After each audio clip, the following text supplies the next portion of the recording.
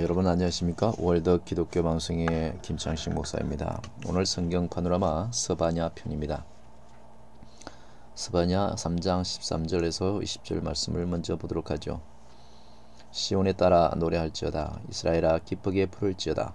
예루살렘 따라 전심으로 기뻐하며 즐거워할지어다. 여호와가 너희 형벌을 제하였고 너희 원수를 쫓아내었으며 이스라엘 왕 여호와가 너희의 중에 있으니 네가 다시는 화를 당할까 두려워하지 아니할 것이라. 그날에 사람이 예루살렘에게 이르기를 두려워하지 말라. 시온아 네 손을 늘어뜨리지 말라. 너희 하나님 여호와가 너희 가운데 계시니 그는 구원을 베푸실 전능자시라. 그가 너로 인하여 기쁨을 이기지 못하여 하시며 너를 잠잠히 사랑하시며 너로 인하여 즐거이 부르며 기뻐하시리라 하리라. 내가 대회로 인하여 근심하는 자를 모으리니 그들은 네게 속한 자라. 너희의 치욕이 그들에게 무거운 짐이 되었느니라. 그때에 내가 너를 괴롭게 하는 자를 다 벌하고 저는 자를 구원하며 쫓겨난 자를 모으며 온 세상에서 수욕받는 자로 칭찬과 명성을 얻게 하리라. 내가 그때에 너희를 이끌고 그때에 너희를 모을지라. 내가 너희 목전에서 너희 사로잡힘을 돌이킬 때에 너희로 천하 만민 중에서 명성과 칭찬을 얻게 하리라. 나 여호와의 말이니라. 아멘. 스바냐서는 히스기야 왕의 현손인 스바냐 유다가와 그 주변 열국들에게 하나님의 심판이 임박했을 때에 이것을 경고하고 그들의 회개를 촉구하기 위해 기록한 책입니다. 그 내용을 보면 하나님께서는 당신의 백성들을 질투하시기까지 무한히 사랑하시지만 그들이 죄를 지을 때는 그들을 보다 더 옳은 길로 인도하시기 위해서 사랑의 채찍으로 반드시 징계하신다는 내용이 함께 기록되어 있습니다. 그러나 응징이 끝나면 메시아를 통해 복음을 받게 되며 그로 인하여 찬양과 노래를 부르게 될 것이라고 선민들의 궁극적인 승리를 예언하고 있는 말씀이죠. 첫 번째로 지면의 모든 것을 진멸하시겠다는 말씀을 서두에 꺼내고 있습니다. 인간의 죄악은 인간 사회는 물론 자연계까지 큰 영향을 미칩니다.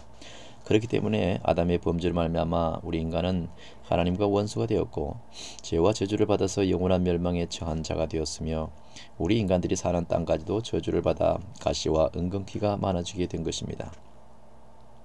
이와 같은 일은 노아 홍수 때도 마찬가지죠. 인간들의 범죄로 말미암아 인간들은 물론 자연계의 동식물들까지 다 죽고 말았습니다.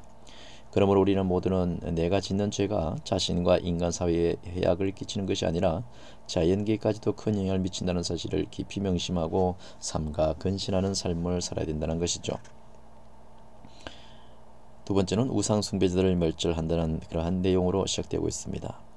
출애굽기 20장 3절 말씀을 인용하면서 너는 나 외에 다른 신들을 네게 잊지 말지니라 라고 분명하게 말씀하신 것을 기억하실 것입니다.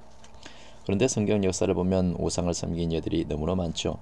먼저 사사 시대를 보면 이스라엘이 하나님을 진심으로 찾을 때는 사사를 주셔서 다스리게 하셨지만 그들이 하나님을 떠나서 우상을 섬길 때에는 주변 나라들을 들어서 징계하신 것을 알 수가 있습니다.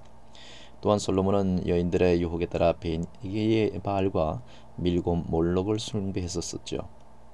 그리고 본문의 스바냐 시대에도 무릇 지붕에서 하늘의 일월 성신에게 경배하는 자와 경배하며 여호와께 맹세하면서 멸감을 가리켜 맹세하는 자 이렇게 모두 혼용된 성도들이 있었다는 것이죠.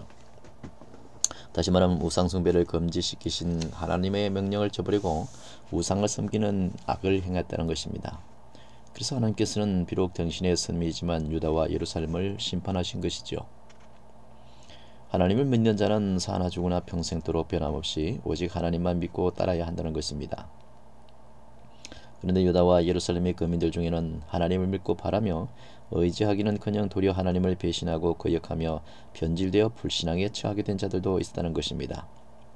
그들은 아예 여호와를 찾지도 아니하고 구하지도 않았다는 것이죠. 그래서 하나님께서는 이전에 그들이 아무리 열심을 다해 하나님을 섬기고 충성했다 할지라도 철저하게 심판하시겠다고 하셨다는 것입니다. 신앙은 어제도 아니고 내일도 아니며 지금 이 시간에 잘 믿고 순종하며 최선을 다해 충성하는 것이 가장 중요합니다. 그러므로 우리 모두는 개인의 종말에 오는 그 시간까지 이의 한을 막론하고 변함이 없이 믿고 순종하며 충성하는 견고한 신앙인이 되어야 되는 것입니다. 사랑하는 월드 기독교 방송 가족 여러분, 나 한 사람의 잘못으로 인하여 이웃과 이 세상이 고통을 당하는 일이 없도록 노력해야 되겠죠. 또한 그 어떤 이유로도 인간적인 생각으로 우상을 만들거나 섬기는 일이 없도록 해야 되는 것입니다. 그리고 일평생 동안 전능하신 우리 하나님만 믿고 섬김으로 평생도록 귀하게 쓰임받는 일꾼들이 되시기를 바랍니다. 블레셋 족속은 이스라엘 민족의 오랜 숙적으로서 하나님의 선민인 이스라엘을 늘 괴롭혔기 때문에 심판이 대상이 되었었죠. 따라서 이스라엘은 이 블레셋 족속을 사사시대로부터 적으로 간주했습니다. 이 블레셋 족속은 엘리 제상 때에는 하나님의 임재의 상징인 언약궤를 뺏어갔으며 여호람 왕 때에는 유다를 공격하고 초대로와 왕궁의 재물들을 모두 다 약탈하기까지 했습니다.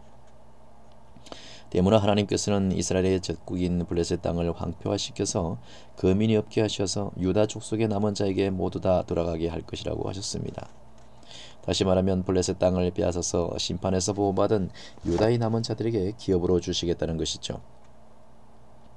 하나님께서는 내가 모압의 회방과 암몬 자손의 후욕을 들어서 그들이 내 백성을 회방하고 스스로 그 경계를 침범하였느라고 경고한 적이 있었죠. 다시 말하면 비방과 회방, 저주, 비웃음을 했다는 것입니다. 이 모압과 암몬은 롯의 후손으로서 이스라엘의 혈통을 같이 하고 있으면서도 이스라엘을 원수처럼 여기고 적대시했습니다. 롯의 첫째 딸인 후손인 모압은 이스라엘이 출애굽하여 모압 땅을 지나가려는 것을 거절하였죠. 뿐만 아니라 모압 왕 발람을 시켜서 이스라엘을 저주하기까지 했습니다. 또한 롯의 둘째 딸의 후손인 암몬은 유다와 여호사밧의 때 모압, 에돔 왕과 함께 유다를 공격했으며 길앗 침략 때도 잔인한 일을 많이 했었죠. 따라서 하나님께서는 장차 모압은 소돔 같으며 암몬 자손은 고모라 같을 것이라고 찔레가 나며 소금 구덩이가 되어 영원히 황무하리라 라고 말했습니다. 그러면서 나의 끼친 백성이 그들을 노락하며 나의 남은 국민이 그것을 기업으로 얻을 것이라 라고 말씀하기도 했죠. 그들은 결국 멸망하여 이 세상에서 완전히 사라지고 말았습니다. 세 번째로 아수리에 대한 심판을 보고하고 있죠. 지금은 이스라엘은 적국인 아랍국들에게 둘러싸여 있지만 당시에도 마찬가지였습니다. 당시 이스라엘의 남쪽에서는 애굽이라는 나라가 이스라엘을 대표적으로 괴롭혔고 북쪽에서는 아수르라는 나라가 이스라엘을 대적하고 침략하여 많은 피해를 입혔습니다. 그들은 자신들의 종교를 유다에 강조하였고 힘이 약한 유다 왕국들은 아수르의 종교를 따라 수밖에 없었죠. 그들은 북왕국 이스라엘을 침략하여 멸망시켰고 나중에는 남왕국 유다를 자신들의 속국으로 삼아서 공물을 요구하고 수없이 괴롭혔던 사건이 있었습니다. 그렇기 때문에 하나님께서 심판의 도구인 바벨론을 들어서 교만에 빠진 아수르를 멸망시킨 사건이 있었다는 것이죠. 사랑하는 월드 기독교 방송 가족 여러분, 우리 모두는 그 어떤 일이 있어도 블레셋과 같이 다른 선들을 괴롭히는 자들이 되어서는 안 됩니다. 또한 모압과 암몬처럼 형제들이나 다른 사람들을 시비하고 공격한 일이 없도록 해야 되겠죠. 그리고 아수르 사람들처럼 다른 사람들을 범죄의 길로 인도하거나 고통을 주는 일도 없었어야 되겠습니다. 하나님께서는 이스라엘 백성들 중에서 우상을 섬긴 자들과 하나님을 배반하고 거역한 자들을 심판하셨습니다.